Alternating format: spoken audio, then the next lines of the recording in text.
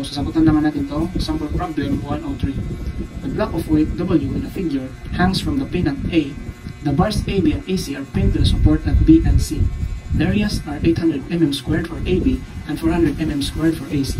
Neglecting the weight of the bars, determine the maximum safe value of W if the stress in AB is limited to 110 MPa and that in AC to 120 MPa. So ganito yung maximum safe value ng weight natin.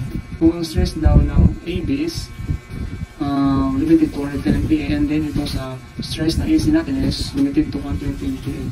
So para masolve natin yung problem na ito, same lang din yung gagawin natin sa previous natin na mga example sa yung sa trusses. So ito, since bababa tong weight na to, so alam natin na downward yung hila ng force dito, di ba? So sa bar AC natin, pataas yung direction ng force niya dahil hinila nito itong W para ma-resist niya yung weight, di ba? Same din dito sa AB natin, pataas din yung direction ng arrow natin dahil dito sa W natin kahit siya pababa. So ito ay mag-resist yung bars AB natin. So ito is mataas din yung direction niya, di ba? So neglecting the weight of the bars, so neglect natin yung weight ng bars natin. So in real life, di ba, alam naman natin yung bars natin is may weight, di ba? So ini-neglect na lang natin yung weight natin. So ngayon, zoom natin to. So since isa lang yung joint natin, so mag-summation ng forces na lang tayo. So since isa lang yung joint natin dito sa A lang, so magamit natin dito ng equation is summation ng forces along X lang at summation ng forces along Y. Dahil wala naman talagang moment dito, di ba? So ngayon is unahin natin yung summation ng forces along Y. So ano yung mga vertical forces natin? Itong weight, sabihin na natin W lang, pababa natin. Yan yung weight. Dahil ito yung block natin. So isuot natin yung weight ng block. So since pababa yung direction ng ating weight, ito W yan, di ba? Then ito, since mataas tong AC natin, positive yan. AC, pero naka-incline. So kukunin lang natin yung vertical component niya. So para makuha natin yung vertical component ng itong bar AC natin is lagyan natin ng AC yan. So since given angle dito, isa-sign na lang natin yan, then opposite ito yung opposite niya, di ba? Ito yung kunin natin na component. So sign yan, sign ang angle niya 60, di ba? Dito tayo sa AB. So pa-upward din yung direction niya, so positive din yan, positive AB. So ito yung kukunin natin na component, vertical, di ba? So since ang vertical is opposite ng 40 natin, so sin 40 yan, di ba? Sin 40 is equals to 0, di ba? So since done na tayo sa summation of forces along Y, summation of forces along X naman tayo ngayon. Yung horizontal component natin dito is ito lang, remember A at itong AC dahil vertical to, wala siyang horizontal component, di ba? So since itong AB natin is pakaliwa yung direction niya, negative yan, negative P AB, then itong component na horizontal ang kukunin natin, di ba, is itong component na to adjacent siya sa ating angle, di ba? So gagamitin natin dyan is cos 40, then dito naman tayo sa bar AC. So isang bar AC natin is pa-right yung direction niya, positive yan. PAC, since ito din kunin natin itong horizontal component niya, diba, adjacent siya sa 60. So kung gamitin natin is cos 60 is equals to 0, diba? So dana tayo sa ating dalawang equation ngayon. Isosolve natin yung value natin sa ating PAC at ang ating PAB in terms of W. So unahin muna natin yung sa force Y natin. Isosolve natin, halimbawa isosolve natin dito yung PAC natin, PAC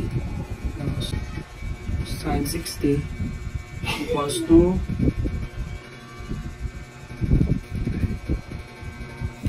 W minus PAB sin 40.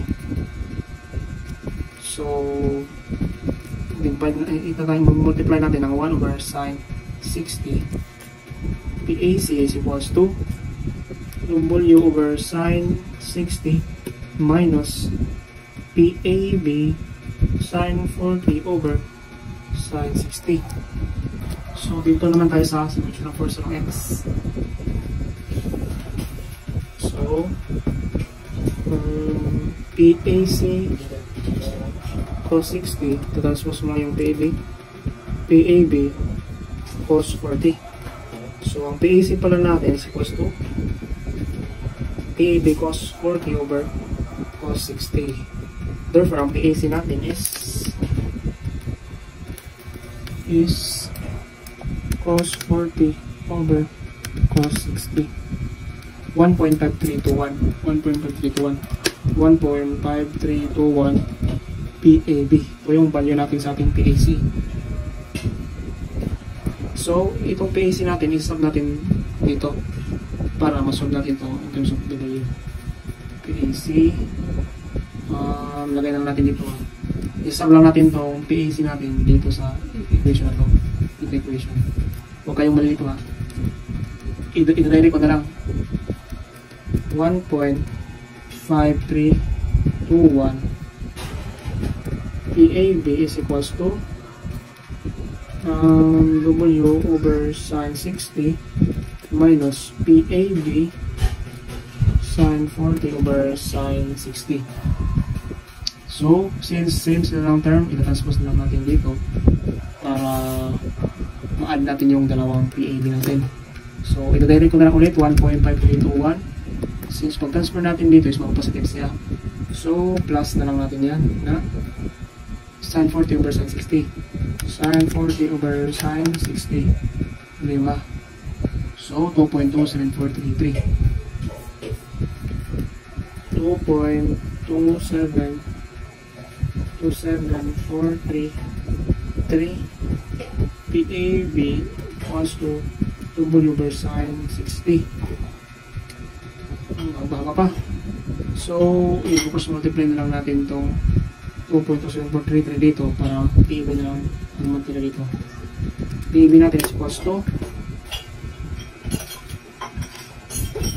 1 over 2.27433 sin 60 0.5077 0.5077 W. So, ito yung nakuha natin na equation, di ba? In terms of W. So, since na tayo sa PAB, sa PAC naman tayo in terms of W. Since nasolve na natin itong PAB natin, 0.5077 W. So, ito naman tayo. So, ito, isasab na natin dito sa PAC natin, no? Para masolve natin yung PAC in terms of W. So, PAC is equals to 1.5321 PAB natin, which is 0.5077 W. 0.5077 W. So, ang PAC natin is equals to 1.5221 times 0.5077 0.777847 0.777847 W. So, may equation na naman tayo dito sa ating PAC in terms of W. So, ngayon, extend ko pati natin dahil wala tayong space. So, ngayon, since nasolve na natin yung dalawang PAB natin din PAC in terms of W, so, gamitin natin yung formula natin na stress is equals to E over A para masolve yung weight natin. So, unahin muna natin ito sa ating PAB na portion. So, since stress natin sa ating member AB, sa ating bar AB is itong GB na, limited lang siya sa 110 MPa, di ba? So, ito, GB na, 110 MPa is equals to P natin, which is itong 0.5077 W over the area natin sa ating bar AB, which is bars AB and AC are pinned to the support at B and C. The areas are 800 mm squared for AB. So, ang area natin is 800 mm squared for AB. So, ito ay 800 mm squared. Diba? So, ito ay naka mm squared. So, ang units ng MPa pala is ibig sabihin yan is Newton per mm squared. Yan yung ibig sabihin ng MPa. Equals to 0.5077 W over 800 mm squared. So, makancel yung mm squared natin. So, masusunod na natin yung W natin. W is equals to 110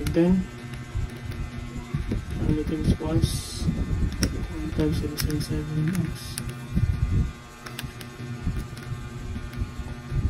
173,330 173,000 0.7071 Newton. So, ito yung nakuha natin na W. So, yan na ba yung final answer natin sa ating W? So, hindi pa. Dapat i-test muna natin kung ano ang safe value na weight na makuha natin. So, since na nagamit natin dito is itong bar AB pa. So, why not? Gagamitin muna natin itong bar AC natin. So, dito tayo sa ating bar AC. Try natin. Same formula, stress is equals to P over area. So, yung stress natin sa ating bar AC is given din itong 120 MPa, di ba? So, ito ay 120. Ang MPa natin is Newton per mm squared yan. Is equals to yung P na nakuha natin, which is itong 0.777847 0.777847 W over ang area natin sa ating AC, which is itong 400 mm squared. Given na area 400 mm squared. So, cancel ito. Mm squared natin. Yung ito na lang natira. So, our weight is equals to 120 is equals to 0.777847